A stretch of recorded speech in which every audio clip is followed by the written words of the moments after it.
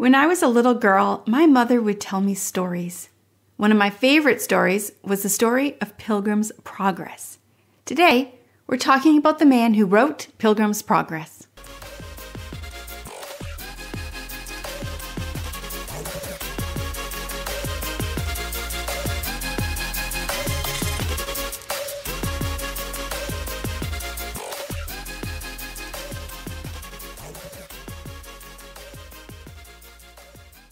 On a cold day in November in 1628, a little boy was born. His name was John. If you were to look at all the babies born in 1628 and pick what child would still be impacting the world in 2021, little John would not be the baby you would pick. The Bunyan family was a poor family, a family no one would know about. Father Bunyan was a traveling tinker. The family was poor. And as a young child, John attended a local grammar school. But he was not well liked by teachers and not seen as a child with any potential. Even as a very young child, John got into fights with the other school children. He swore, he stole, and he refused to obey his parents. His father was afraid that his young son was going to end up in prison one day. No matter how much they punished John, he would just refuse to help out around the house or obey his parents. In trying to help him, his parents made him read books like John Foxe's Book of Martyrs, and he was forced to read the entire Bible when he was 12 years old. But nothing made the difference. Eventually, he was taken out of school, and his father tried to get him to work with him, but that didn't work either. As an older child, John Bunyan spent his time with other young men who liked to fight, swear, and cause a lot of problems. But it was John who was the worst of the group. One day, one of his friends, laughing, said, "If there wasn't men like John, the devil would have no company in hell." The others all laughed in agreement, but that hit John right in the heart. He began to have nightmares about falling into hell, and he decided he needed to try and change. But no matter how hard he tried to change, he would still get angry, end up in fights, and swear. In 1644, John's life fell apart in just a few months. First, his mom died, and then just a month later, his sister died, and 1 month after that, his father remarried, and then 3 months after that, the English Civil War started. That is a lot in just 6 months. John's nightmares became worse, and he realized he was going to die. And he was going to go to hell. He became terrified of death. He realized if his good and bad were weighed, his bad would outweigh his good by so much. He felt like there was no way to catch up. He thought if he was to go to war and fight for the good of the king and country, then he would be able to outweigh the bad he had done. So he left and joined the war. What he saw was more death. He realized that he was killing people as good men, fighting for his country. But the other side was also full of men who believed they were fighting for their country as well. Were they both bad, or were they both good? One day he heard a man say, "I'm going to die, and I'm going to go from this hell to another." John realized at that moment that fighting in the war was going to do nothing to save him from hell. While he was fighting, he met Puritans who were fighting with Oliver Cromwell's army.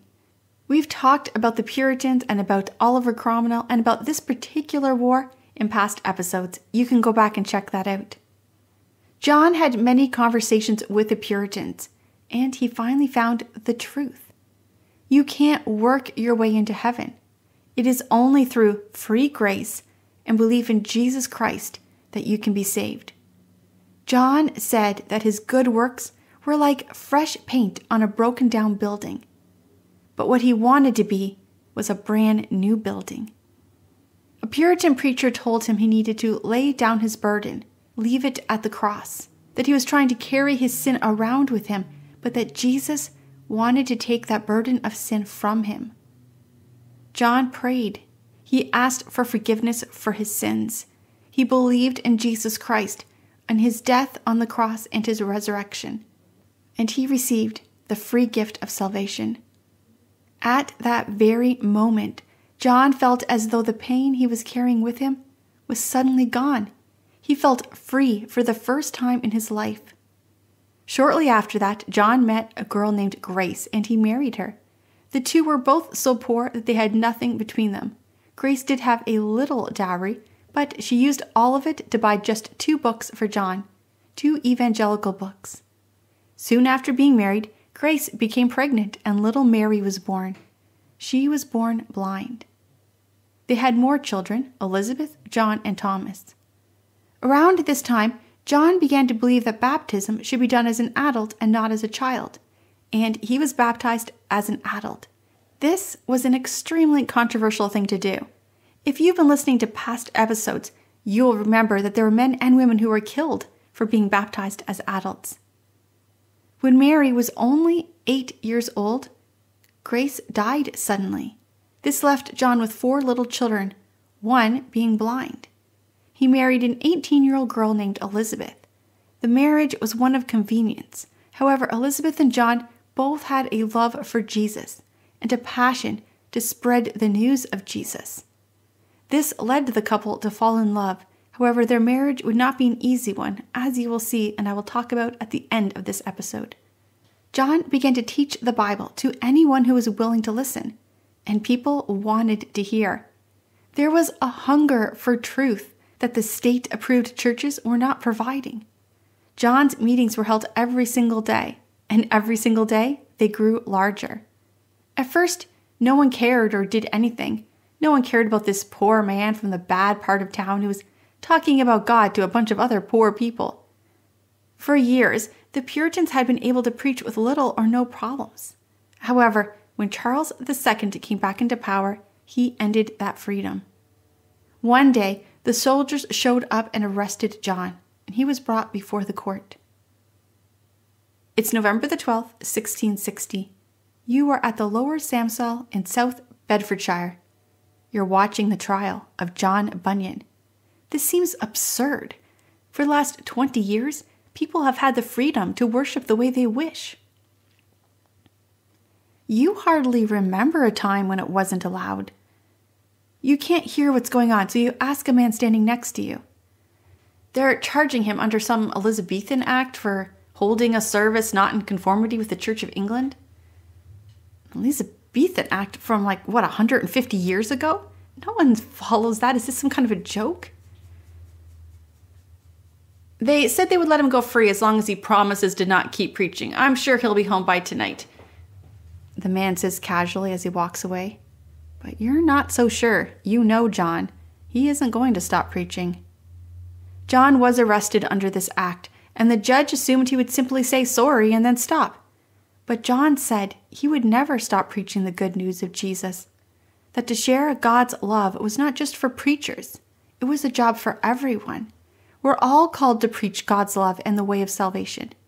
So he was put in jail. Every day, his blind daughter Mary visited him in jail. She brought him paper and ink and then sat and talked to him. John began to tell her a story about a man named Pilgrim who had a burden he could not get rid of. He heard from an evangelist that the place he lived in would be destroyed with fire, and he had to travel to the celestial city. At a cross, Pilgrim loses his burden, but as he travels, he is tempted by Vanity Fair. He spends time in a prison of fear. Each day, John would tell more and more of this story and use the story to give Mary hope and encourage her. In 1665, the plague came to London, where John was being held in prison. People were dying in the streets, and the prison was emptied. They told John to come back to prison once the plague had left. He went home, helped his family, and then once the plague left, he willingly returned to the prison. The prison guards were in shock. They had not planned on even trying to get him back. The law did eventually change, and it became legal for men to preach without licenses. However, that was only for the people who had not preached previously. Those in prison were left in prison. However, the guards allowed John to leave each day. He would go home, be with his family, preach to whoever would listen, and then return at night to sleep in the prison. John wrote and published many books while he's in prison, at least 61. Most of them are still in print today. But it was his story of the Pilgrim, which is the book my mom would read me as a child, that is still in print today. In fact, I have 2 copies of it, a hard copy and a paperback. It was even printed in over 200 languages, and it has never ever been out of print. Many believe it was actually the first novel ever written in the English language. It is seen as one of the most significant works of religious literature. In fact, most of the pilgrims who came to America had with them at least 2 books, the Bible and the Pilgrims Progress. In fact, until the 1900s, Pilgrims Progress was in almost every English-speaking home and in many non-English homes. It was as recognizable as the Bible, and every school-aged child read it. It was not until the 1900s, when there was a push to get rid of religious fictions, that the book became less popular and eventually was taken out of the schools. That was followed quickly by the end of the Bible and prayer in schools.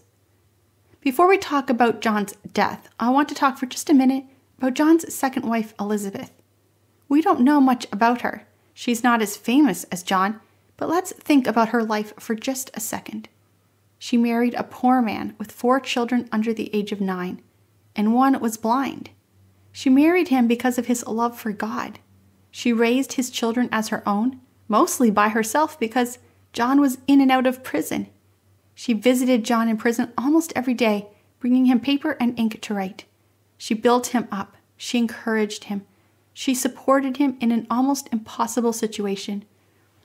Even when John was eventually free, he wasn't really free. He had to return to sleep in the prison, so she never really had a marriage bed with him. But she loved him and she loved God, and she served God by serving him.